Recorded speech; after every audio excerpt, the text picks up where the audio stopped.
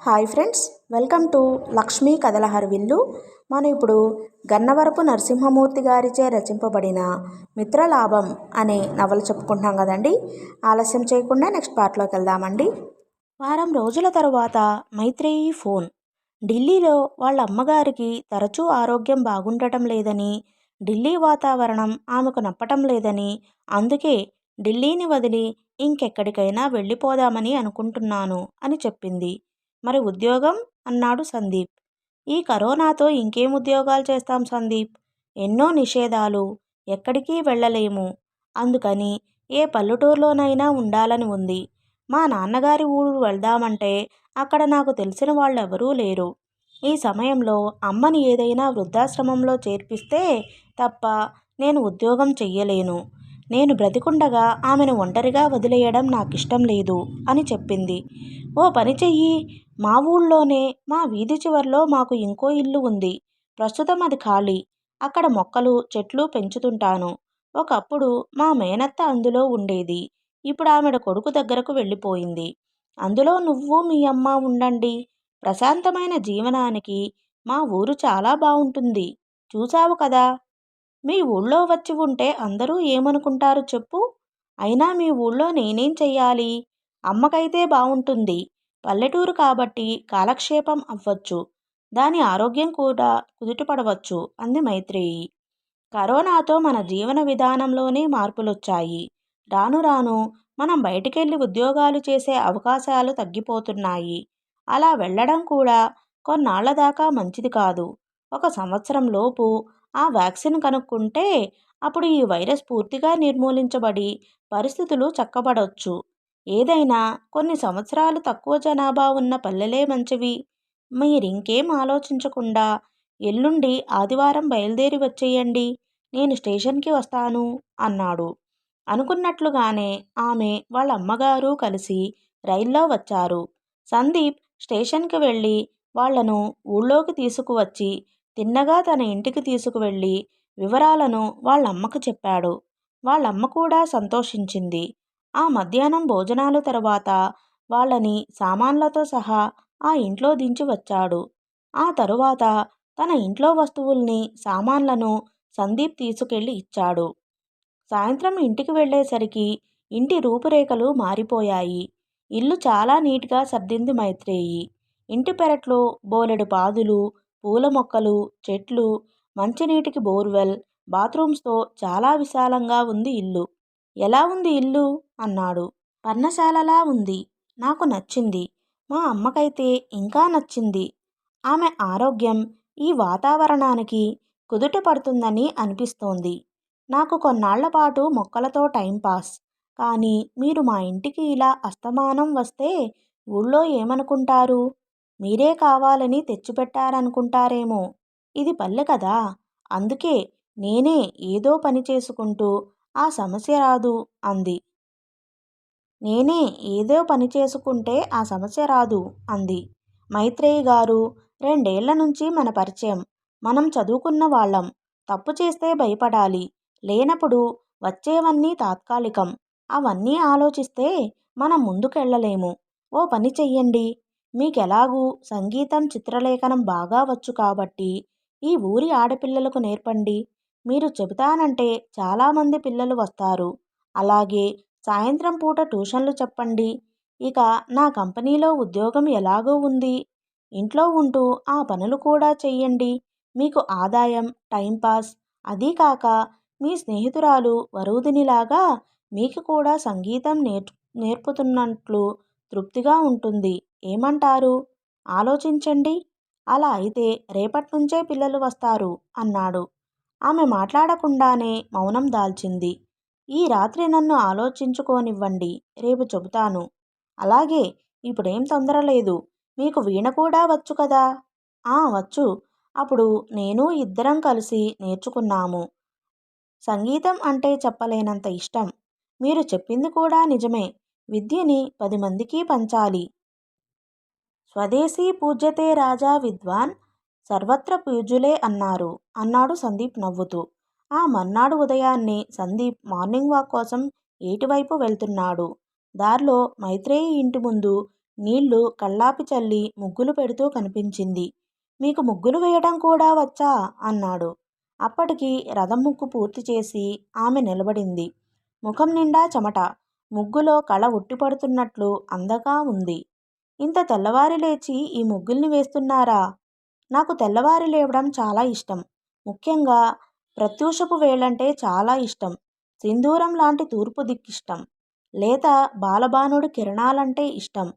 ప్రాగ్దిశ వీణయపైన, దినకర మయూఖ తంత్రులపైన సంగీతాన్ని ఆలపించడం ఇష్టం అంది కవితాత్మకంగా. అబ్బో, మీకు కూడా కవిత్వం బాగా వచ్చునే. నిజంగా ఆ పల్లె అందాలు వర్ణించలేము. ఆ రణగణ ధ్వనులు, మొబైల్ ఫోన్స్, ల్యాప్టాప్ చప్పుళ్ళు, స్కూటీల తొందరలు, అంతా హడావిడి ప్రపంచం. అక్కడ నుంచి ఈ నిశ్శబ్దము లోయకి అంది మైత్రేయి. ఆ మర్నాటి నుండి పిల్లలకు సంగీతం, వీణ నేర్పడం మొదలుపెట్టింది మైత్రేయి. సుమారు 25 మంది పిల్లలు వస్తున్నారు. ఉదయం 6 నుంచి 9. వాళ్ళందరినీ దూరంగా కూర్చోబెట్టడం, వాళ్ళకి జాగ్రత్తలు చెప్పి సంగీతాన్ని నేర్పడం మొదలుపెట్టింది. అలాగే సాయంత్రాల పూట 6 నుంచి 10వ తరగతి వాళ్ళకి ట్యూషన్లు చెబుతోంది. ఇప్పుడు చాలామంది పిల్లలు స్కూళ్లకు వెళ్ళడం లేదు. ప్రభుత్వం కూడా వచ్చే విద్యా సంవత్సరం దాకా స్కూళ్లకు సెలవులు ప్రకటించడంతో చాలామంది ఇలా ట్యూషన్ల వైపు మొగ్గు చూపడంతో మైత్రేయి లాంటి వారికి డిమాండ్ బాగా పెరిగింది. కాలచక్రం తన భ్రమణాన్ని కొనసాగిస్తోంది. రాను రాను మైత్రేయి తల్లి ఆరోగ్యం మెరుగుపడసాగింది. మైత్రేయికి కాలం త్వరగా గడిచిపోతోంది. ఆ ఊరు, ఆ ఇల్లు, అక్కడి ప్రజలు ఆమెకు ఎంతో దగ్గరైపోయారు. సందీప్ వాళ్ళింటికి ఆమె అప్పుడప్పుడు వస్తూ ఉంటుంది. సందీప్ మాత్రం ఆమె ఇంటికి వెళ్ళడం లేదు. పల్లె కాబట్టి అతనికి తన హద్దులు తెలుసు. ఎవరికీ అవకాశం ఇచ్చే రకం కాదు అతను. ఒక నెల రోజుల తరువాత విహారీ, దీప సందీప్ దగ్గరికి వచ్చారు. మైత్రేయి ఈ ఊరిలో ఉంటోందని దీప చాలా ఆనందపడింది. ఇద్దరూ తమ వివాహ ముహూర్తం కుదిరిందని పెండ్లి శుభలేఖలిచ్చారు. వారం రోజుల ముందే వివాహానికి రమ్మన్నారు. పెండ్లి దీప ఇంటి దగ్గరే జరుగుతుంది. విందు విహారి ఊళ్ళో. ఆ శుభలేఖల్ని చూసి సందీప్, మైత్రేయి చాలా సంతోషించారు. ఆ మర్నాడే వాళ్ళు వెళ్ళిపోయారు. ఇది జరిగిన 2 రోజుల తరువాత విహారీ ఫోన్ చేసి ఒక ఘోరం జరిగిందని వెంటనే రమ్మనమని ఫోన్ చేశాడు. సందీప్ తన జీపులో బయలుదేరాడు. దీప జరిగిన విషయాలు చెప్పింది. బాక్సైట్ మైనింగ్ కేసులో ఓడిపోయినందుకు ఆ కంపెనీ డైరెక్టర్ సాంబశివరావు విహారి మీద కక్ష కట్టాడని, అతను ప్రస్తుతం బెయిల్ మీద వచ్చి ఆ ఊళ్ళోనే ఉన్నాడని, కొందరు వ్యతిరేక వ్యక్తులతో చేతులు కలిపి విహారిని చంపేందుకు కుట్రలు పన్నుతున్నాడని, ఇప్పటికి 2 సార్లు ఇటువంటి ప్రయత్నాలు జరిగాయని వివరాలు చెప్పింది దీప. 2 రోజుల క్రితం విహారి స్నేహితుడి భార్యను జీపులో తీసుకెళ్లిపోయి మానభంగం చేయబోతుంటే విహారి వెళ్లి అడ్డుకున్నాడని, ఆ గొడవలో విహారి పిస్టల్తో ఒక వ్యక్తిని చంపివేశాడని, ప్రస్తుతం విహారి పోలీస్ స్టేషన్లో లాకప్పులో ఉన్నట్లు చెప్పింది దీప. ఆ మర్నాడు దీపతో కలిసి సందీప్ పోలీస్ స్టేషన్లో ఉన్న విహారిని కలిశాడు.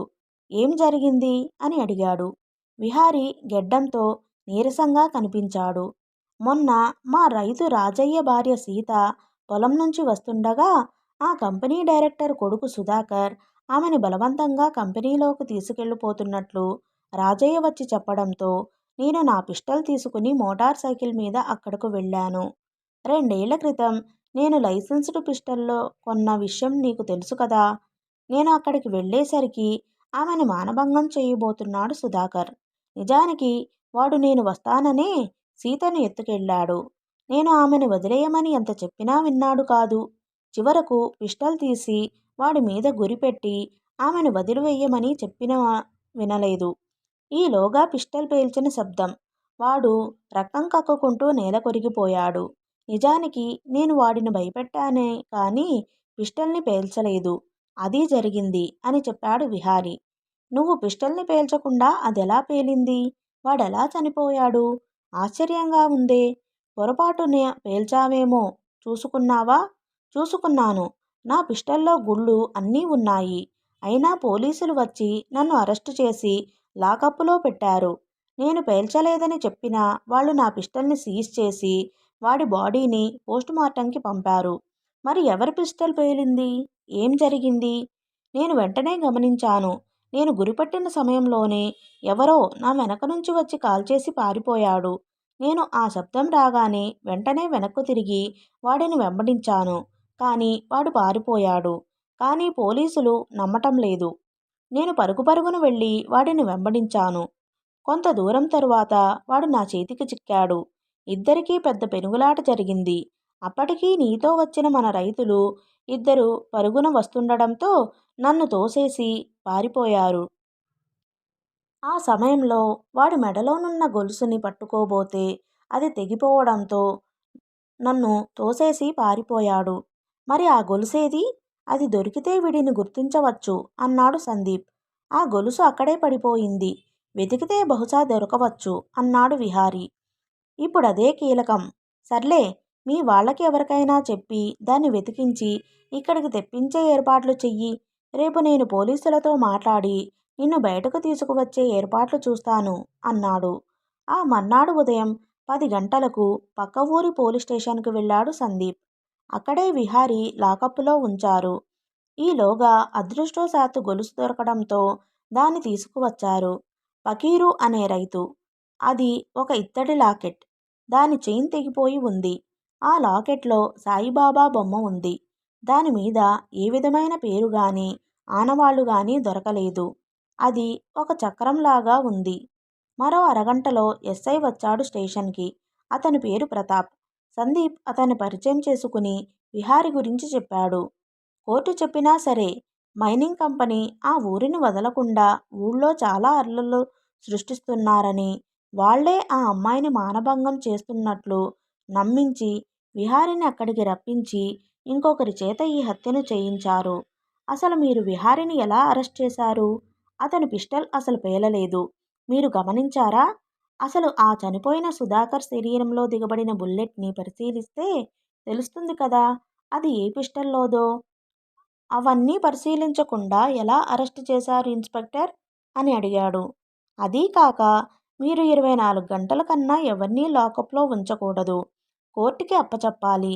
దీన్ని బట్టి మీ మీద ఒత్తిడి ఉన్నట్లుంది అన్నాడు సందీప్. దీనికి ప్రతాప్ మాట్లాడుతూ అదేమీ లేదు. విహారీ సీన్ ఆఫ్ అఫెన్స్ పిస్టల్తో ఉండడంతో అరెస్ట్ చేశామని, పోస్ట్మార్టం రిపోర్టు వస్తే ఆ గుండు ఏ పిస్టల్లోంచి వచ్చిందో తెలిస్తే కేసు ఓ కొలిక్కి వస్తుందని చెప్పాడు. వెంటనే తను సీతారాంపురం వెళ్ళాడు. దారిలో ఆ ఊరి రైతు సన్యాసి జీపు ఆపాడు. జీపు ఆపగానే అతను పరుగున జీపు దగ్గర, బాబూ, దారిలో బ్రిడ్జి దగ్గర మోటార్ సైకిల్ పడిపోయి ఉంది. దానిమీదే విహారీ బాబును చంపడానికి ఆడెవడో వచ్చి ఉంటాడు అని చెప్పడంతో జీపును అటువైపు తిప్పాడు. మోటార్ సైకిల్ ఆ కల్వర్టుకి కొట్టుకోవడంతో బాగా దెబ్బతిన్నట్లున్నది. దాని నెంబర్ నోట్ చేసుకుని మొబైల్లో ఫోటో తీశాడు. ఆ సాయంత్రానికి ఆ మోటార్ సైకిల్ ఎవరిదో తెలిసింది. అది పక్క ఊరు వలసకు చెందిన రమణ అనే రైతుది. వాడు మైనింగ్ కంపెనీలో పనిచేస్తున్నాడు. ఆ సాయంత్రం వలసకు బయలుదేరాడు సన్యాసితో. వలసలో వాడింటికి చేరుకునేసరికి ఇంట్లో ఒక ముసలి అవ్వ తప్ప ఎవరూ లేరు. సన్యాసి వెళ్ళి ఆమెను అడిగితే రాత్రి దెబ్బలు తగిలాయని, హాస్పిటల్లో ఉన్నాడని చెప్పింది. సందీప్ వరండాలో తిరుగుతున్నప్పుడు ఒక ఫోటో కనిపించింది. అందులో 3 వ్యక్తులున్నారు. అందులో మధ్యలో వ్యక్తి మెడలో లాకెట్ విహారీ ఇచ్చిన లాకెట్ లాగే ఉంది. తన జేబులో ఉన్న ఆ లాకెట్ని చూశాడు. అదే ఎర్ర రంగు చక్రంలా ఉంది. సాయిబాబా బొమ్మ. అంటే వీడేనన్న మాట పిస్టల్ని పేల్చి చంపింది. ఇప్పుడు కేసు క్లియర్ అయింది. సాయంత్రం 5 అవుతుండగా పక్క ఊరి పోలీస్ స్టేషన్కి వెళ్ళాడు సందీప్. ఎస్ఐ మహేష్ అతనితో ఈ కేసు వివరాలు చెప్పాడు. ఆధారాలు ఇచ్చాడు. ఒక అరగంటలో అతను బయలుదేరాడు. హాస్పిటల్కి వెళ్ళారు. డాక్టర్తో అతను మాట్లాడాడు. డాక్టర్ మనోహర్ వివరాలన్నీ చెప్పాడు. నిన్న రాత్రి మోటార్ బైక్ యాక్సిడెంట్లో బాగా దెబ్బలు తగిలితే ఎవరో తీసుకొచ్చారని, వైద్యం చేస్తున్నానని చెప్పాడు. మర్నాడు డిశ్చార్జ్ చేస్తానని చెప్పాడు. మహేష్ డాక్టర్తో వాటి గురించి చెప్పి తను వచ్చే వరకు డిశ్చార్జ్ చేయొద్దని చెప్పాడు. ఆ మర్నాడు వాడిని అరెస్ట్ చేయడం జరిగింది. ఇంటరాగేషన్లో వాడు నిజాలు చెప్పాడు. సుధాకర్ దగ్గర తను పనిచేస్తున్నారని, విహారిబాబుని వెనక నుంచి వచ్చి చంపమని, తన పిస్టోలుని కూడా ఇచ్చాడని, దాన్ని తన పొలంలో దాచానని, షూట్ చేయడం సరిగా రాక పొరపాటున అది సుధాకర్కి తగిలిందని, పేల్చిన వెంటనే పారిపోతుంటే విహారిబాబు తనను వెంటపడ్డాడని, ఆ పెనుగులాటలో లాకెట్ తెగిపోయిందని, ఆ భయంతో వెళ్తున్నప్పుడు మోటార్ సైకిల్ బ్రిడ్జికి కొట్టుకుని పడిపోయానని చెప్పాడు. డాక్టర్ ముందు అతని వాంగ్మూలాన్ని రికార్డ్ చేశాడు ఎస్ఐ మహేష్. ఆ తరువాత పోలీసులు ఆ హత్యలో ముద్దాయిగా రమణని చేర్చుతూ కేసుని ఫైల్ చేశారు. విహారిని వదిలిపెట్టేశారు. మైనింగ్ కంపెనీ ఆ ఊళ్ళో ఉండి అనేక ఆకృత్యాలు చేస్తున్నారని చుట్టుపక్కల ఊళ్ళ వాళ్ళు వచ్చి పెద్ద గొడవ చేయడంతో ఎమ్మెల్యే రంగనాథం వచ్చి వాళ్లను ఖాళీ చేయించేశాడు. ఇప్పుడు ఆ గ్రామం ప్రశాంతంగా ఉంది. విహారి సందీప్కి కృతజ్ఞతలు చెప్పాడు. మళ్ళీ వారమే వాళ్ల పెళ్లి. కరోనా వల్ల చాలా సింపుల్గా జరిగింది. వాళ్ల తల్లిదండ్రులు, మైత్రేయి, సందీప్ మరికొద్ది మంది వధూవరులను ఆశీర్వదించి ఇంటికి వచ్చేశాడు సందీప్. ప్రత్యూషపు వేళ. తూర్పు దిక్కు సింధూర వర్ణంలా రాగరంజితం అవుతోంది. సందీప్ ఏటివైపు అడుగులు వేస్తున్నాడు. ఏరు అమాయకంగా నంగనాభిలా పారుతోంది. శివాలయంకి ఎదురుగా ఏరు. అక్కడ ఉన్న బండరాళ్ల మీద పారుతూ గలగలమని శబ్దం చేస్తున్నది. అది జలతరంగిణిలా వినిపిస్తోంది.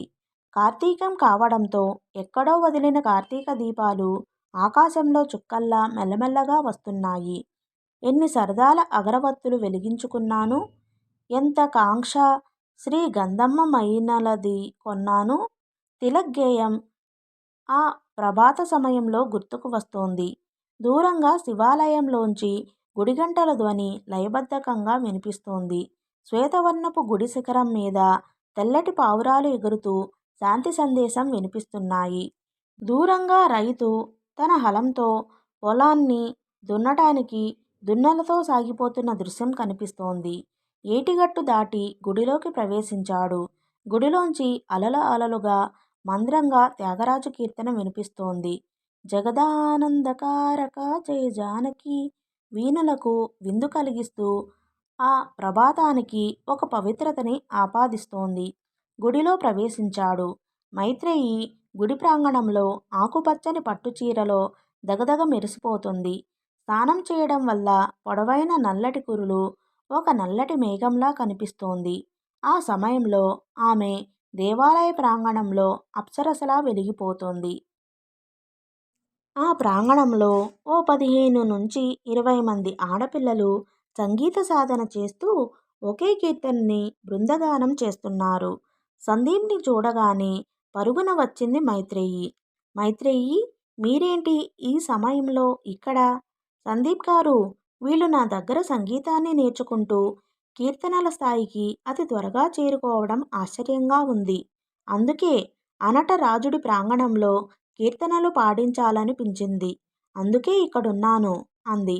ఆ సమయంలో ఆమె సందీప్కి ఒక స్వరదేవతలా కనిపించింది. మీరు నిజంగా వాగ్దేవిలా కనిపిస్తున్నారు.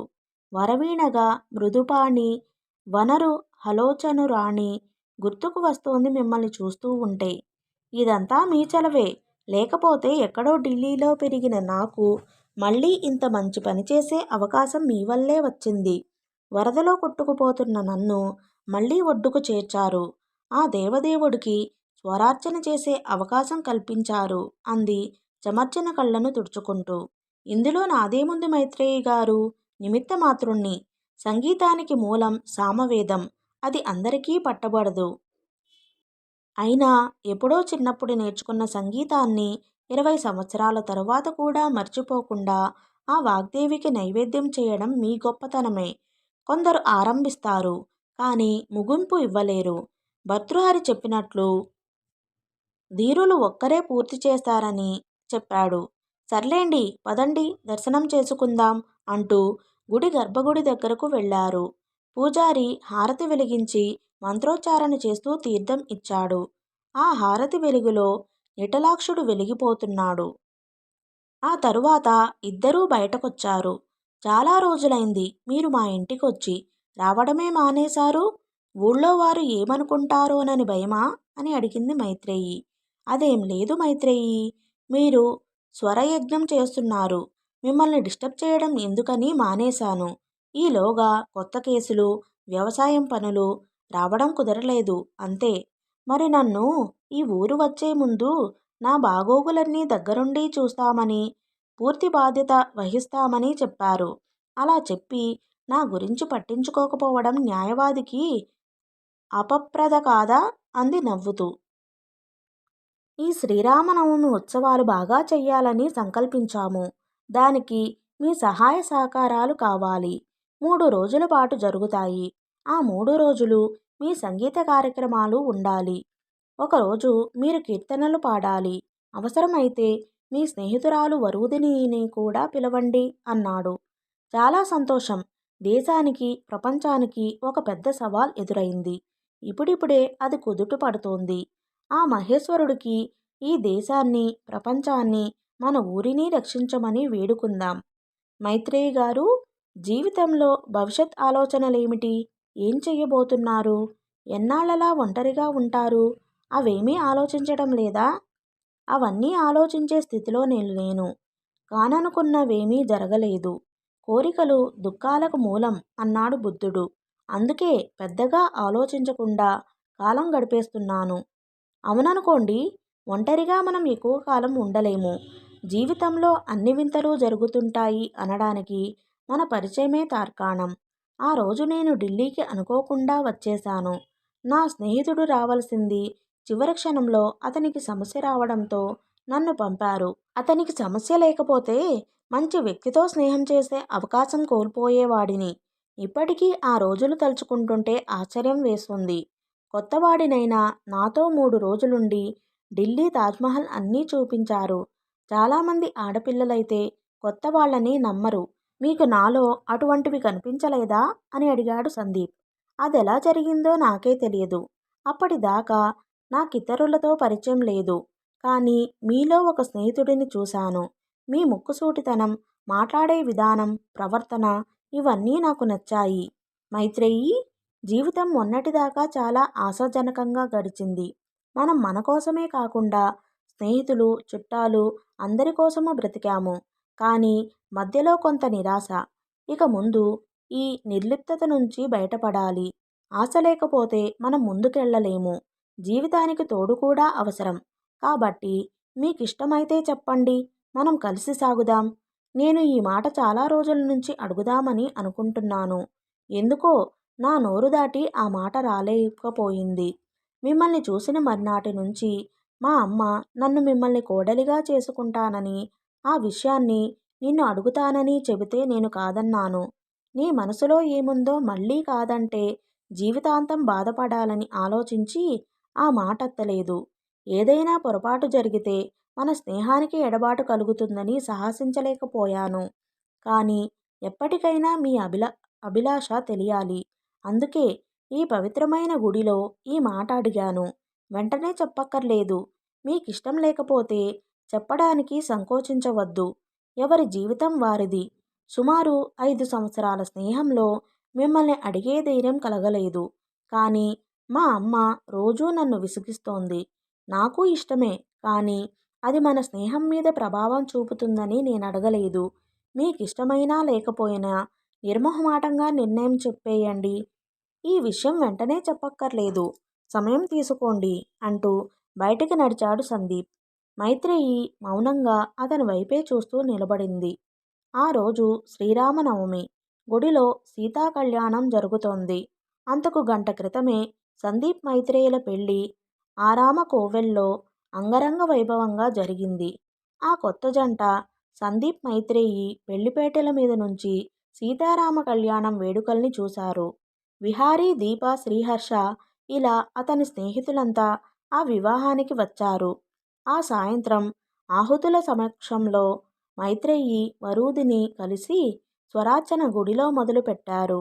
అందమైన భార్య తన స్నేహితురాలితో కలిసి ఆ త్యాగయ్య కృతి పాడుతుంటే కళ్ళు మూసుకుని తన్మయత్వంతో వినసాగాడు సందీప్.